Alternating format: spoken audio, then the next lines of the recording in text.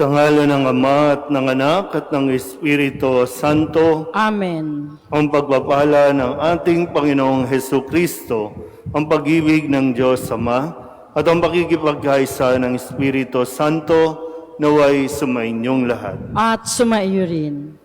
Mga kabatid, aminin natin ang ating mga kasalanan upang tayo'y maging marapat gumanap sa banal na pagdiriwang. Inaamin ko sa makapangyarihang Diyos at sa inyo mga kapatid, na lubha akong nagkasala sa isip, sa salita at sa gawa, at sa aking pagkukulang.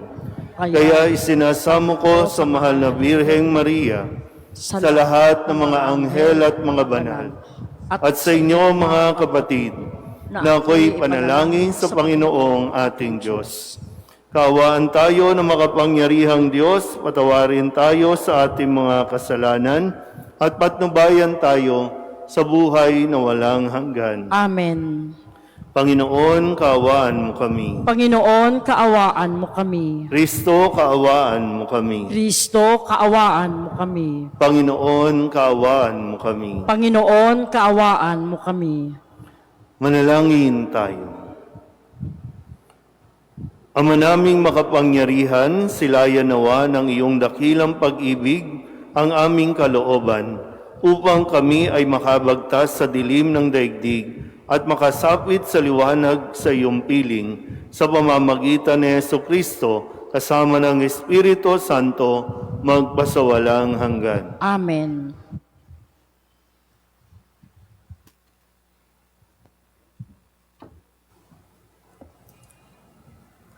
Pagbasa mula sa unang sulat ni Apostol San Juan. Minamahal kong mga kapatid, tinatanggap natin ang anumang ating hingin sa Diyos sapagkat sinusunod natin ang Kanyang mga utos at ginagawa ang nakalulugod sa Kanya. Ito ang Kanyang utos. Manalig tayo sa Kanyang anak na si Jesucristo at mag-ibigan gaya ng iniutos ni Kristo sa atin. Ang sumusunod sa mga utos ng Diyos ay nananatili sa Diyos. at nananatili naman sa Kanya ang Diyos. At sa pamamagitan ng Espiritong ipinagkaloob niya sa atin, ay nalalaman nating nananatili siya sa atin. Mga minamahal, huwag ninyong paniwalaan agad ang bawat nagsasabing sumasa kanila ang Espiritu. Sa halip ay subukin ninyo upang malaman kung mula sa Diyos ang Espiritong sumasa kanila, sapagkat marami ng bulaang propeta ang lumitaw sa sanlibutan. Ito ang pagkakakilanlan kung sino ang kinaroroonan ng Espiritu ng Diyos, ang nagpapahayag na si Jesucristo ay naging tao, ay siyang kinaroroonan ng Espiritong mula sa Diyos. Subalit, ang hindi nagpapahayag ng gayon tungkol kay Jesus ay hindi kinaroroonan ng Espiritong mula sa Diyos. Ang espiritu ng Antikristo ang nasa kanya. Nasabi na sa inyong ito'y darating at ngayon nga'y nasa sanlibutan na. Mga anak, kayo'y sa Diyos at pinagtagumpayan ninyo ang mga bulaang propeta, sapagkat ang espiritong nasa inyo ay makapangyarihan kaysa espiritong nasa mga makasanlibutan. Sila'y sa sanlibutan, kaya't mula sa sanlibutan ang itinuturo nila, at nakikinig sa kanila ang sanlibutan. Ngunit tayo'y sa Diyos. Ang sinumang kumikilala sa Diyos ay nakikinig sa atin. Ngunit hindi nakikinig sa atin ang sinumang hindi sa Diyos. Sa ganito nga natin nakikilala ang espiritu ng katotohanan at ang espiritu ng kamalian. Ang salita ng Diyos. Salamat sa Diyos. Buong daigdig na ito ay ibibigay ko sa iyo. Buong daigdig na ito ay ibibigay ko sa iyo. Ganito ang sabi ng lingkod ng poon na hari sa Sion. Aking ihahayag ang ipinag-utos nitong Panginoon. Ikaw ang anak kong pinakamamahal at magmula ngayon, ako namang ito ang giliw mong ama sa habang panahon. Hingin mo sa akin ang lahat ng bansa at ibibigay ko. Anumang narito sa buong daigdig ay magiging iyo. Buong daigdig na ito ay ibibigay ko sa iyo. Kayong mga hari at tagapagmuno sa lahat ng bansa, mag-ingat kayo at magpakabuti sa pamamahala. Ang Panginoong Diyos inyong paglingkurat, katakutang lubha. Buong daigdig na ito ay ibibigay ko sa iyo. Magsitayo na po ang lahat.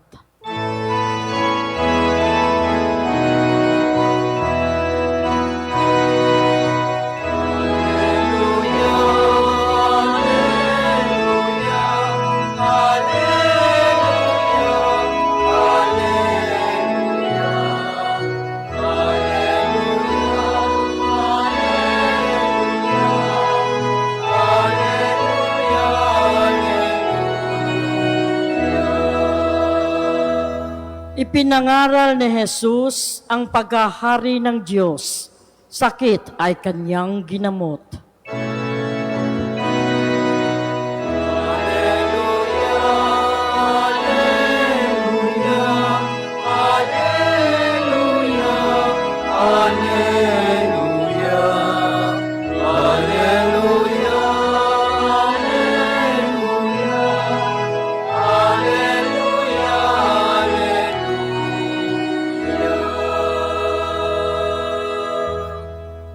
Sumainyo ang Panginoon. At sumaiyo rin. Ang mabuting balita ng Panginoon ayon kay San Mateo.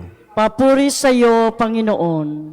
Noong panahong iyon, nabalitaan ni Jesus na ibinilanggo si Juan Kaya't bumalik siya sa Galilea, ngunit hindi na siya sa Nazaret na nirahan, kundi sa Capernaum. Ang bayang ito'y nasa baybayin ng lawa ng Galilea, sa mga hangganan ng Zabulon at Neftali.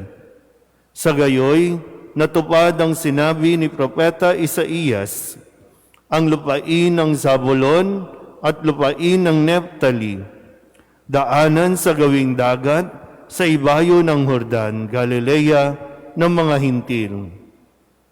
Itong bayang nag-apuhap sa gitna ng kadiliman, sa wakas ay nakakita ng maningning niyang ilaw.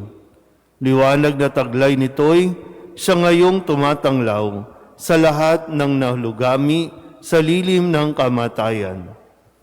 Magmula noon ay nangaral na si Jesus. Ang sabi niya, pagsisihan ninyo talikdan ang inyong mga kasalanan, sapagkat malapit nang maghari ang Diyos.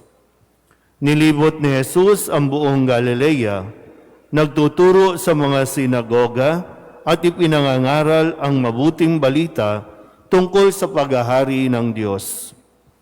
Pinagaling din niya ang mga tao sa kanilang mga sakit at karamdaman. Siya'y nabantog sa buong Syria, kaya't dinadala sa kanya ang lahat ng may sakit at mga pinahihirapan ng iba't ibang karamdaman, mga inaalihan ng mga demonyo, mga himatayin, mga paralitiko.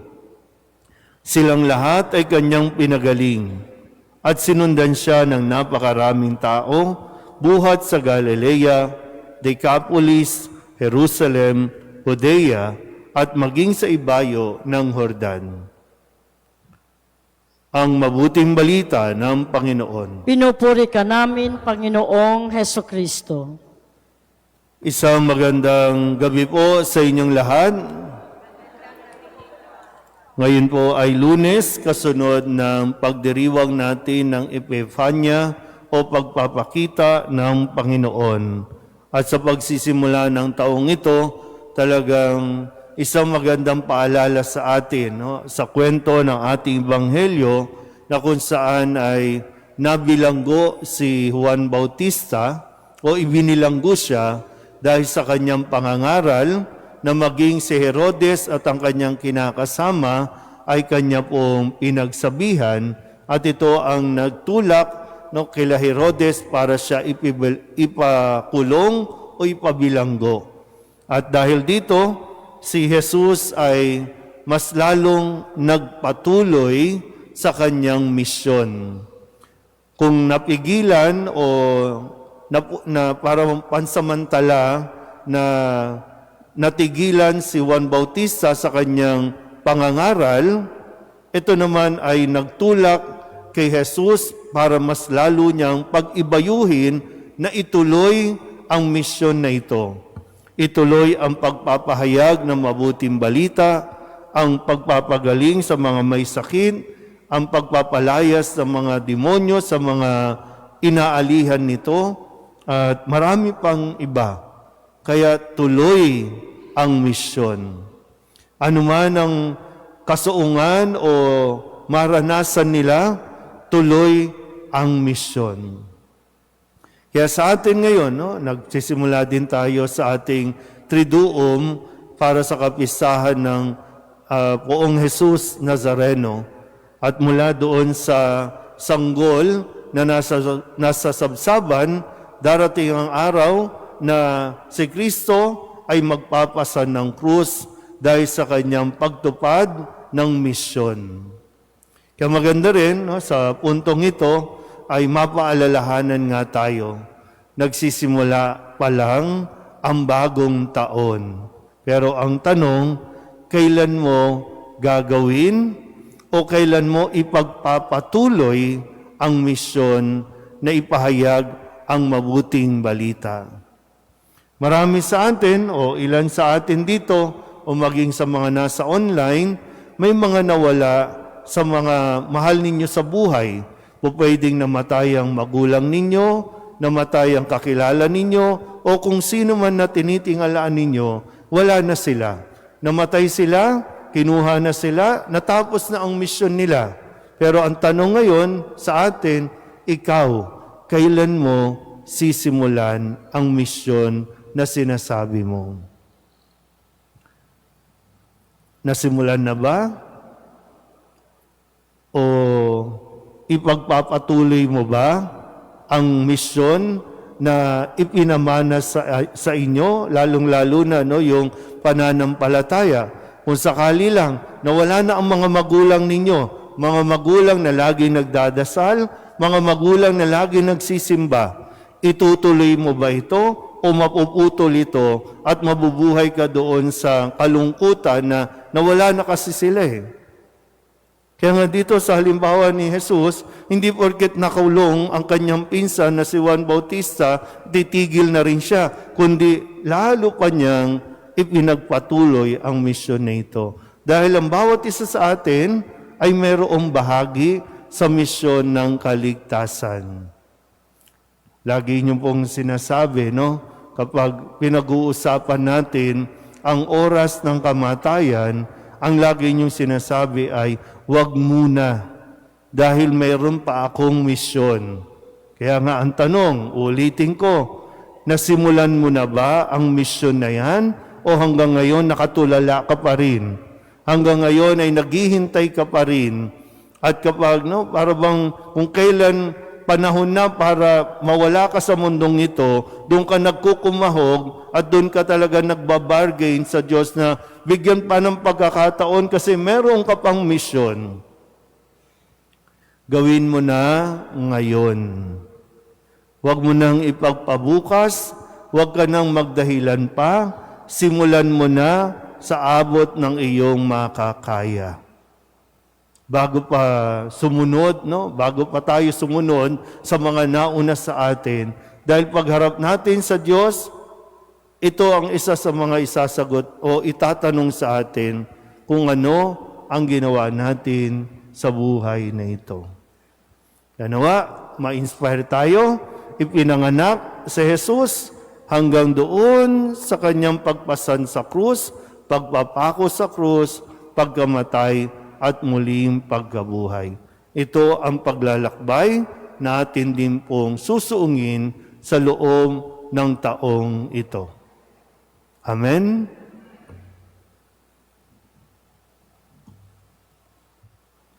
Magsitayo ang lahat.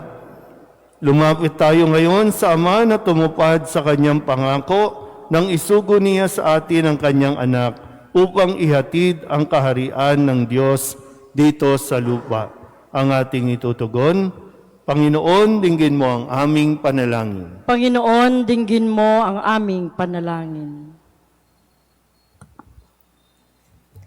Ang Santo Papa, ang mga obispo at ang kaparian naway maipahayag sa kanilang salita at gawa ang presensya ng kaharian ng Diyos.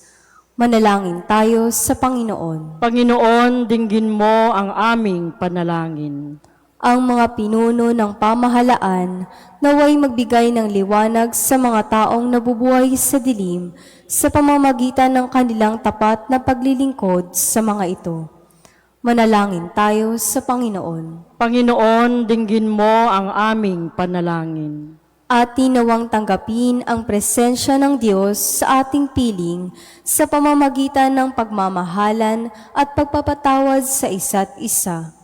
Manalangin tayo sa Panginoon. Panginoon, dinggin mo ang aming panalangin. Ang mensahe ng pag-ibig ng Diyos naway patuloy na mas maramdaman sa buhay ng mga dukha at may sakit sa kabila ng mga paghihirap sa kanilang dinaranas.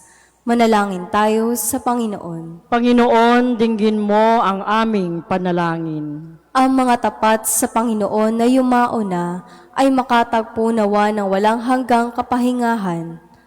Manalangin tayo sa Panginoon. Panginoon, dinggin mo ang aming panalangin. Idulog din natin sa Panginoon ang ating mga personal na kahilingan at mga panalangin para sa ating mga pamilya, kasama din ang mga kahilingan ng mga nanonood sa online. Lahat ng mga misang pasasalamat, espesyal na intensyon, agarang paggaling ng mga may sakit, at ang lahat ng mga kaluluwa na inihiling na ipagdasal sa misang ito.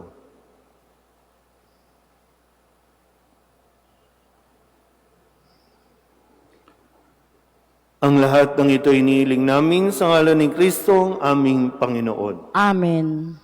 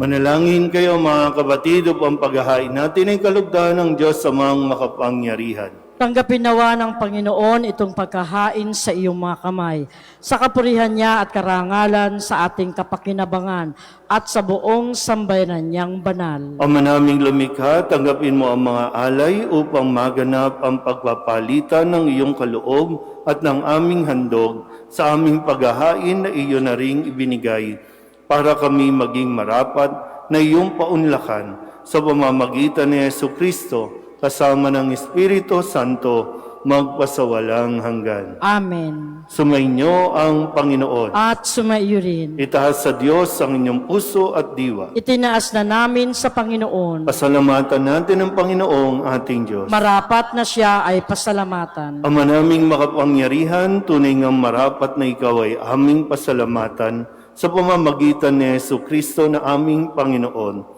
Sa katauhan ng iyong isinugong Mesiyas, na hayag sa amin ang katuparan ng iyong balak, ngayon nga'y iyong ipinakikita sa tanan ang liwanag na tumatanglaw sa sangkatauhan sa pagpapahayag ng anak mong ginigiliw na siya ay hindi naiba sa amin. Minarapat mong sa pagkatao namin magningning ang kariktan ng kadakilaan niyang di magmamaliw. Kaya kaysa ng mga anghel na nagsisiawit ng papuri sa iyo, nang walang humpay sa kalangitan, kami nagbubunyi sa iyong kadakilaan.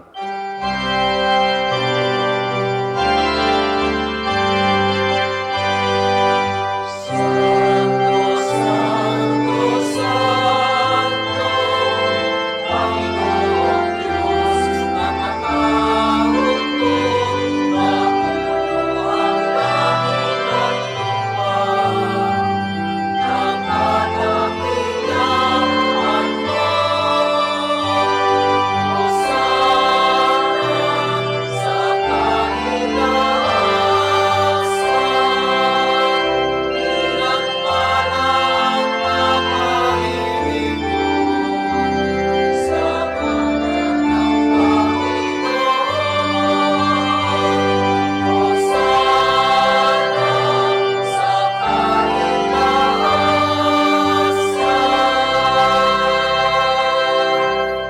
Ama naming banal, ikaw ang bukal ng tanang kabanalan. Kaya't sa pamamagitan ng iyong Espiritu, gawin mong banal ang kaloob na ito upang para sa aming maging katawan at dugo ng aming Panginoong Heso Kristo. Bago niya pinagtiis ang kusang loob na maging handog, hinawakan niya ang tinapay, pinasalamatan kaniya, pinaghati-hati niya iyon, iniabot sa kanyang mga alagad at sinabi, "Tanggapin ninyong lahat ito at kanin, ito ang aking katawan na ihahandog para sa inyo."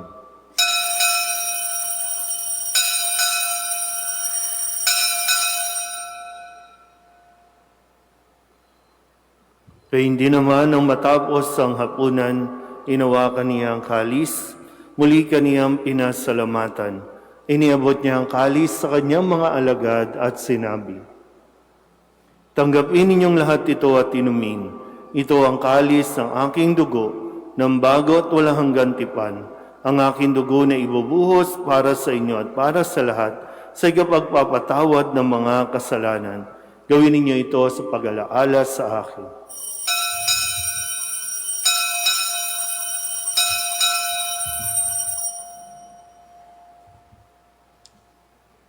Ipagbunyi natin ang misteryo ng pananampalataya.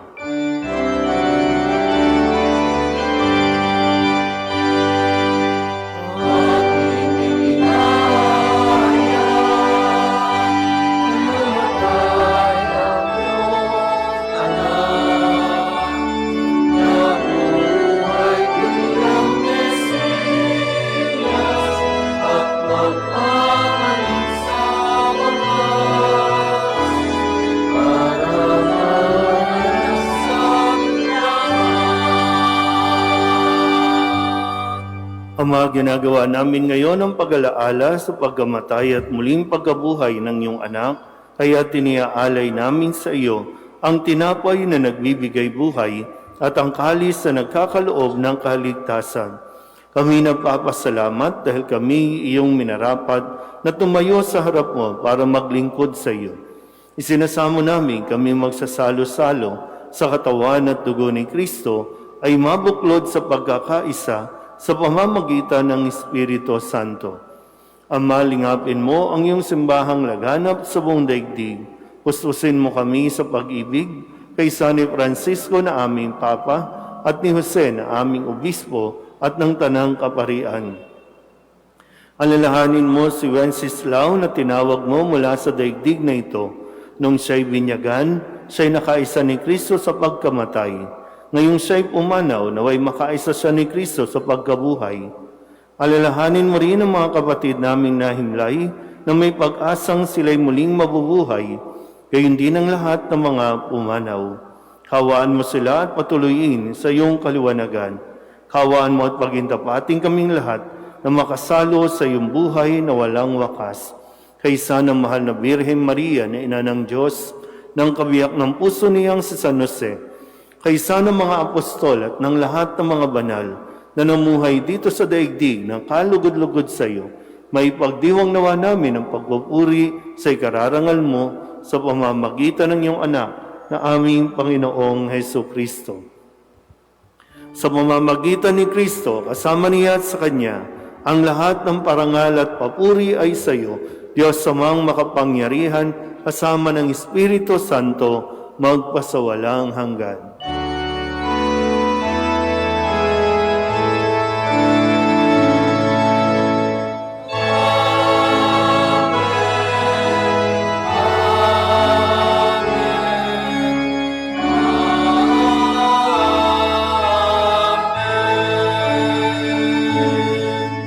Sa tagubili ng manakagagaling na utos at turo ni Jesus sa Panginoon natin at Diyos, ipahayag natin ng lakas loob.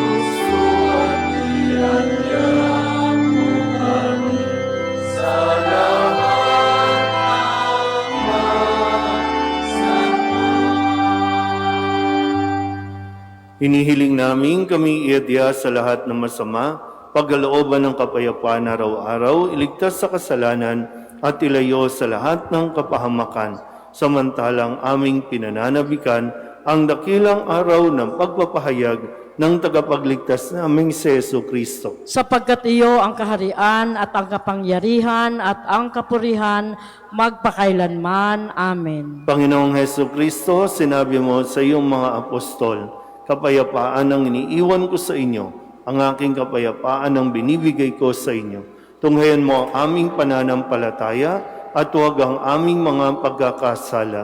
Pagkalooban mo kami ng kapayapaan at pagkakaisa ayon sa iyong kalooban, kasama ng Espiritu Santo, magpasawalang hanggan. Amen. Ang kapayapaan ng Panginoon ay laging sumainyo. At sumaiyo rin. Magbigayan po tayo ng kapayapaan sa isa't isa.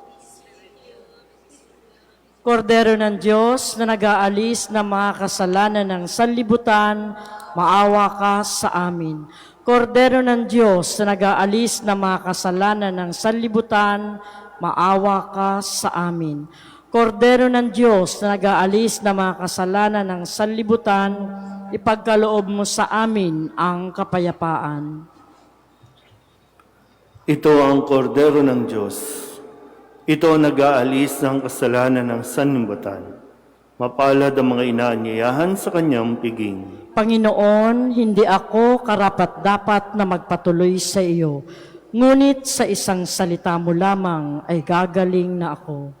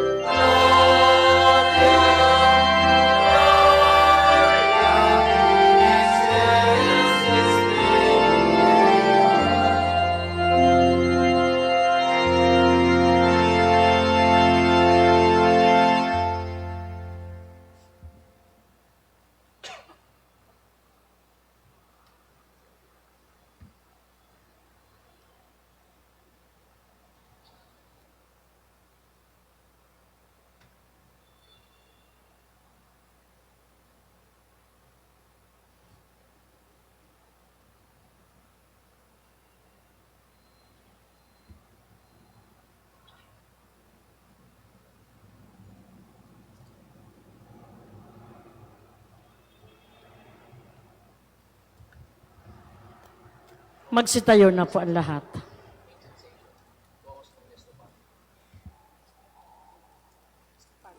Manalangin tayo. Ama naming mapagmahal, tunghayan mo at lingapin ang iyong sambayanan na minarapat mong makinabang sa piging na pang magpakailanman. Ipagkaloob mong kami maluwalhating makarating sa pagkabuhay na magtatampok sa amin sa iyong piling sa pamamagitan ni Jesucristo kasama ng Espiritu Santo magpasawalang hanggan. Amen. Sumainyo ang Panginoon. At sumaiyo rin. At pagpalain kayo ng makapangyarihang Diyos, Ama at Anak, at Espiritu Santo. Amen. Tapos ng banal na misa, umayo tayo sa kapayapaan ni Kristo. Salamat sa Diyos. Magandang gabi po.